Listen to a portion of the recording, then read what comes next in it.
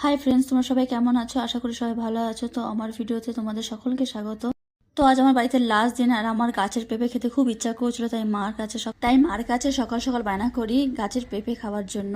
তো এটি আমার বাড়ির পেঁপে গাছ। দেখো বন্ধুরা, কত সুন্দর গাছে পেঁপে ফুলে আছে। আর এইদিকে আমাদের একটা কলা গাছও আছে, কলা গাছও কত সুন্দর কলা। দেখতে তো খুবই সুন্দর লাগছিল গাছের এমন সুন্দর ফলন দেখলে। তো দেখো বন্ধুরা, এখন আমার মা গাছ থেকে আমার জন্য পেঁপে পাড়ছে। আর এত সুন্দর গাছের সবজিটা দেখতে কত সুন্দর না লাগছিল। তোমাদের বাড়িতে এরকম কার কার পেঁপে গাছ আছে কমেন্টে জানিও বন্ধুরা।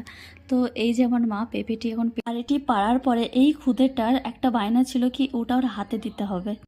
ওর ইচ্ছা হচ্ছিল কি এটি ওর নিচে হাতে নিয়ে এসে তারপর ওটা রাখবে, তাই ওর হাতে মা দিয়ে দিয়েছিল। আর এই যে হেঁটে হেঁটে, বেশি দূর নয়, জাস্ট এখানে রেখে। তো তারপর আমি আমার ঠাকুমার কাছে চলে যাই। এটি হচ্ছে আমার ঠাকুমা, আমার বাবা কাকার, এটা হচ্ছে জেঠিমা, সব থেকে বয়োজ্যেষ্ঠা হচ্ছে। আর আমি ওনার মুখে হাত বলে এটাই বলছিলাম যে তুমি কত কিউট হয়ে গেছো, দেখতে পাচ্ছ? তো ঠাকুমা দেখছিল নিজেকে ক্যামেরাতে। আর তো তারপর আমার মা চান টান সেরে রান্না করতে বসে গেছিলো দুপুরের জন্য। মাকে একটু রান্নাতে হেল্প করতে গেলে মা বলে, থাক, তোকে কিছু করতে হবে না, দুদিনের জন্য তুই এসেছিস, আমার পাশে বসে থাকলেই হবে। তাই মা রান্না করছিল আর আমি মায়ের পাশে বসে বসে গল্প করছিলাম আর দেখছিলাম। তো দুপুরের খাবার পরে আমি রেডি হয়ে গেছিলাম বেরিয়ে যাওয়ার জন্য। এই পুচকুরের সাথে দেখা করতে সেদিকে কেউ ঘুমে আচ্ছন্ন, তাই আর ওকে তুললাম না, এভাবে দেখলাম। আর এই একটা ভাইপো আমার, ও চলে যাওয়ার সময় আমাকে কত হামি খাচ্ছিল, ও খুব মন খারাপ করছিল। আর এটি আমার ঠাকুমা, আমি বেরিয়ে যাবার সময় সবসময় ঠাকুমা কান্না করে আমার জন্য। সত্যি দুনিয়াতে সকলের ভালোবাসা এক এক রকমের, ঠিক তেমনই ঠাকুমার ভালোবাসা। আমি চলে যাবার সময় ঠাকুমা প্রায় এতটাই মন খারাপ করতে থাকে যে আমার জন্য ঠাকুমা কান্না পর্যন্ত করে যায়। তো যাই হোক, ঠাকুমাকে ফার্স্ট প্রণাম করলাম। আর এইদিকে ঠাকুমার আমাকে আদর করা এখনও শেষ হচ্ছে না, এখনও সমানে কান্না করে যাচ্ছে। তো তারপর আমার মা বাবাকে প্রণাম করে নিলাম। কিন্তু এইদিকেও সেই মায়ের অবস্থা একই থাকে, তাই মাকে জড়িয়ে ধরে সাজানো দিয়েছিলাম। দেখো তোমরা মায়ের মুখটা। আর এটা হচ্ছে আমার মেজ কাকু, আর এটা হচ্ছে আমার ছোট বৌদি। ওরও মন খারাপ করছিল কারণ ও আমার ছোটবেলার বান্ধবী, আর এই বান্ধবী কি করে আমার ছোট বৌদি হলো, এই গল্প নয় তোমাদের একদিন শোনাবো।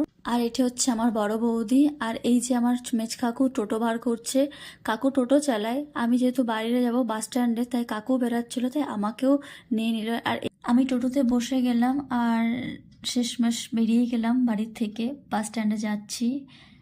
তো বাস স্ট্যান্ডে এসে বাস পেয়ে গেছিলাম এবং বাসে উঠেও গেছিলাম। তারপর কিছুক্ষণ পর বাস স্ট্যান্ডে নেমে যাই আরেকটি বাস ধরার জন্য। দেন নেক্সট বাসটি ধরার জন্য আমি সেই বাস স্ট্যান্ডে যাই হেঁটে হেঁটে বাস থেকে নামার পরে।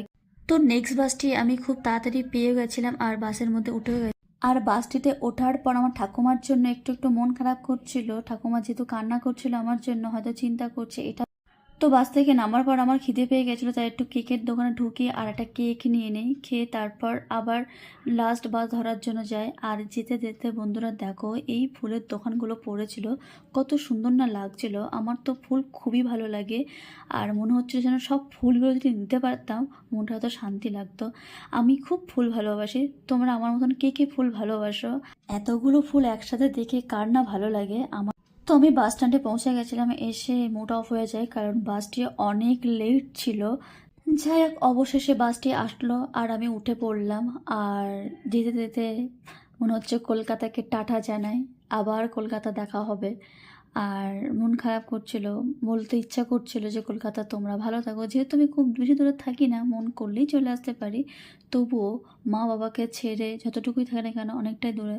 তো তারপর আমি বাস থেকে নামার পর সেই সেম গন্তব্যতে, মুডটা এবার আমারও খারাপ লাগছে। এতক্ষণ সব ঠিক ছিল, যখনই এই যে আমি হোস্টেলে ঢুকি তখনই আমার মুডটা খারাপ হয়ে যায় কিছুক্ষণের জন্য।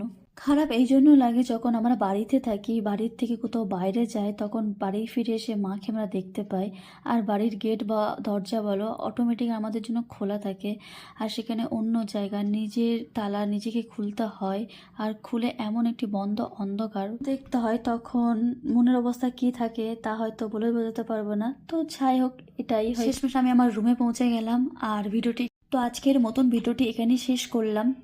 ভিডিওটি ভালো লাগলে লাইক কমেন্ট শেয়ার করো বন্ধুরা। এখনের মতন টাটা।